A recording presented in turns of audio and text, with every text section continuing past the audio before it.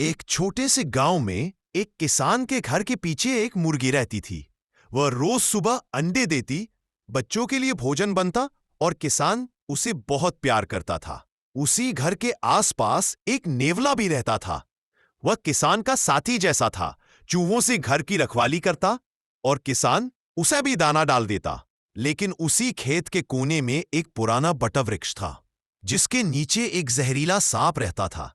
रात को वह धीरे धीरे निकलता और मुर्गी के अंडों पर नजर रखता। एक रात सांप चुपचाप मुर्गी के दड़बे में घुस आया। मुर्गी ने उसे देखा और जोर से कुकड़ू करने लगी। उसकी आवाज सुनकर नेवला दौड़ा। उसने देखा सांप मुर्गी पर झपटने वाला था। नेवला बहादुरी से कूद पड़ा और दोनों में भयानक लड़ाई हुई। आखिरकार नेवले ने सांप को मार गिराया, लेकिन उस लड़ाई में वह खुद भी बुरी तरह घायल हो गया।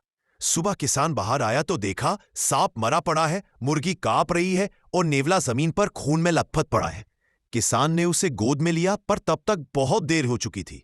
नेवला अपनी आखिरी सांस लेते हुए जैसे कह रहा था, मैंने अपने दोस्तों की रक्षा की, अब चैन से सोऊंगा। किसान की आंखों से आंसू बह निकले। उसने नेवले को उसी पेड़ के नीचे दफनाया जहां सांप रहता था, ताकि अब कोई फिर कभी उसके प्रिय दोस्तों को नुकसान न पहुंचा सके। मुर्गी कई दिनों तक उस जगह पर जाकर चुपचाप बैठी रहती, जैसे अपने सच्चे रक्षक को याद कर रही हो। मुर्गी और नेवले के लिए लाइक और सब्सक्राइब कर दो प्लीज।